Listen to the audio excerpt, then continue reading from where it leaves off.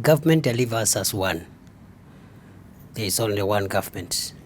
Different ministries, different agencies, but there is only one government. And that is why interministerial collaboration becomes extremely crucial. We in Interior cannot deliver unless we get support from other ministries. For example, we are trying to upgrade our ICT capabilities for our, including security agencies, meaning we have to work closely with the ICT people, for example. So our collaborative MoU, which we are signing this morning, just underscores the interdependence and interconnectedness of government. The tourism sector in this country is one of the oldest and the most natural sector for Kenya. God gave us good weather, good beaches, wildlife, a lot of things that many countries in the world do not have. I remember sometimes I used to travel quite a bit before I assumed the current position. And I went to a country and I boarded a taxi. I entered into a taxi, and the taxi driver in that country, in one of the cities in Western Europe, told me, when I told him I'm from Kenya, that you have a wonderful country. Then I asked him why. He said, because we in this country, God gave us a lot of wealth and a lot of things, except one thing. And that one thing is what you have in Kenya, namely the sun. So they don't see the sun. They don't, they hear there's a place where you can get the sun most of the year. And therefore the things we take for granted are the most precious things that God gave our country. I believe going forward that we can strengthen our tourism sector to generate more revenue and contribute to the economic development of our country. For a long time, I was telling my sister here, for about 40 years, the numbers of arrivals of foreign nationals to our country have stuck somewhere between 1.5 and 2 million, around there, for nearly 40 years. And we are actually punching way below our weight. I am aware of small countries in the Caribbean area, a small country without as much diversity in terms of tourism attractions as we do, who attract 20 million a year.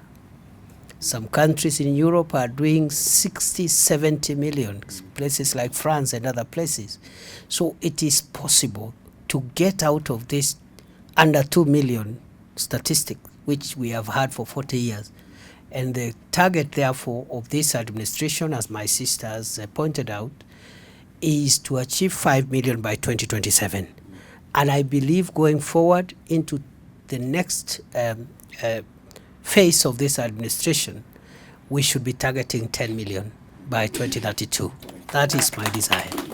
And therefore today, what brings us here is extremely crucial for our country and for this administration. We in the Ministry of Interior, and on behalf of my colleagues, the uniformed officers led by the Inspector General of Police, we are very proud to be associated with the tourism ministry in this sector. I know already the tourism police unit has existed, and what we are trying to do is to formalize this relationship and look at how we can expand the roles of the different ministries. So the IG, of course, will has some work to do to perhaps expand and provide a little more of the human resources required. And then the tourism ministry will be able to facilitate the officers. Of course, the salaries will still remain the role of the police service, and discipline and command and control, as is provided for under the Constitution, will remain with the Inspector General of Police. But also on the side of the tourism ministry, the support in terms of facilitation, vehicles, allowances, and maybe capacity building, so that these police officers have training which helps them manage security and safety in the hospitality industry. So we have well elaborated rules. We have I have no doubt that the two ministries at the technical level have thought throughout this MoU, which is a 5-year MoU to be reviewed going forward. And I'm really, really happy today to be part of this. And finally, perhaps what I need to mention is